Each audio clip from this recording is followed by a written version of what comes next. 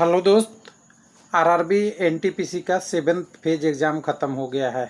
Group D के exam तो अभी हुआ ही नहीं, लेकिन कुछ लोगों का अब कमेंट आने लगा है कि कौन सी कैटेगरी का कितनी कटअप जाएगी।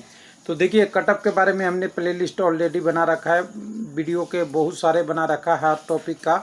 तो एक एक टॉपिक पे नहीं करते हुए, आपका समय बर्बाद नहीं करते हुए, ईडब्ल्यूएस के कटअप जो लोगों का डायरेक्ट प्रश्न था क्या रहेगा।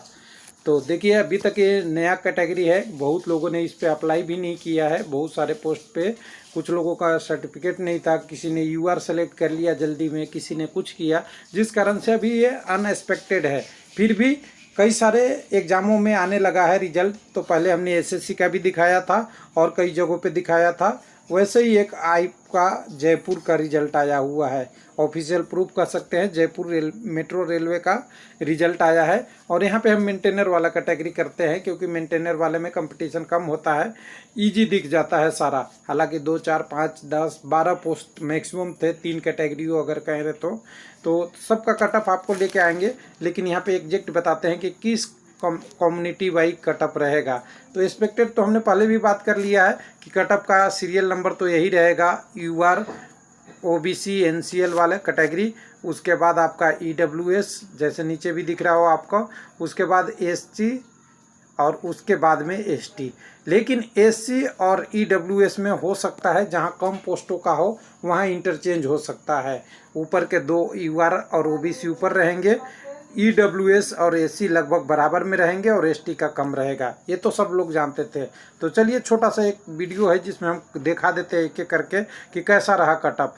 तो देखिए, इलेक्ट्रॉनिक्स है, जयपुर मेट्रो रेलवे का है, 23 जून, पुराना बहुत नहीं है, ध्यान से देखिएगा। 23 जून 2021 का रिजल्ट है, तो बहुत पुराना नहीं कह सकते, अभी से 1 मंथ 10 डे पहले का रिजल्ट है आज के डेट से देखें तो टोटल पोस्टों की संख्या यहाँ 12 ही थी। ईडब्ल्यूएस के अगर सीट को देखेंगे तो बहुत कम ही था।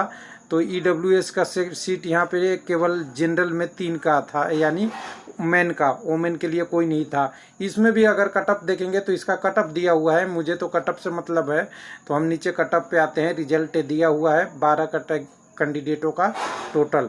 लेकिन हम कटअप में अगर आएँ तो कटअप में यहाँ दिखा देगा कि किस कैटेगरी का कितना कटअप गया है। 1 मिनट, यहाँ पे नीचे में कटअप इन्होंने दिया है, इतना वेटिंग कैंडिडेट को भी रख लिया है, साथ में यहाँ कटअप एकदम बिल्कुल क्लियर दिया है। तो यहाँ से आप कटअप अगर देखेंगे तो डायरेक्ट देखिए, यहाँ पे ओबीसी के जनरल कैटेगरी यानी ओपन कैटेगरी के लिए 58 कटअप गई थी। एनसीएल ओबीसी के लिए 49.25 आउट ऑफ 100 है।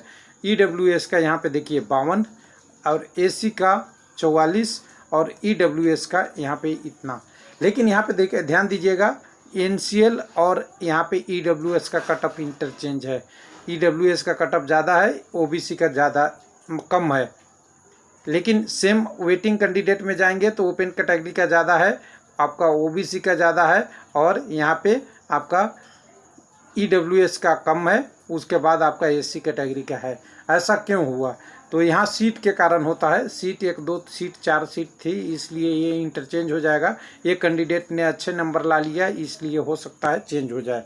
अब दूसरे कैटेगरी में बात करेंगे कि एक और रिजल्ट इसी में आई है, उसको भी देख लें। तो मेंटेनर फिटर की भी रिजल्ट आई थी, इसकी वैकेंसी मात्र 2 थी। ध्यान से देखिएगा, 2 वैकेंसी के लिए भी कटअप दिया है।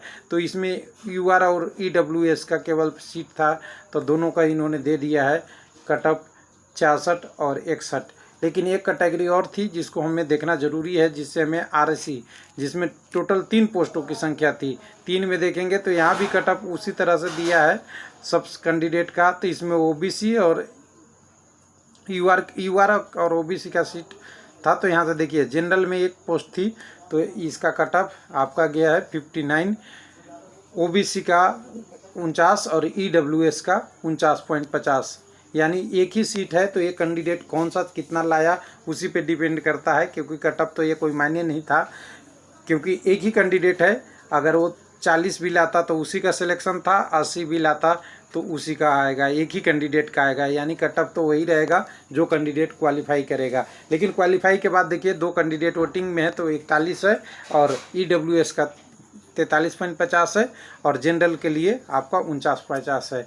यानी अगर हम कहें कि अगर आपसे एग्ज़ाम में पूछ दिया जाए कि EWS का कट ऑफ क्या होगा, तो सिंपल सी आप ही जवाब दे देंगे कि OBC NCL के नीचे SC और EWS के साथ में, और उससे नीचे ST का कट ऑफ रहेगा। यानी ये जनरल पैटर्न है, ये नहीं कि सभी जगह लागू होगा, ये ऑल जगह तो पॉसिबल नहीं है। कई जगह पे कुछ वैकेंसी कम होगी, कुछ ज़्यादा होगी, इस कारण से चेंज होगा, लेकिन समान भाषा में कहें तो यही शेड्यूल रहेगा। थैंक यू, धन्यवाद।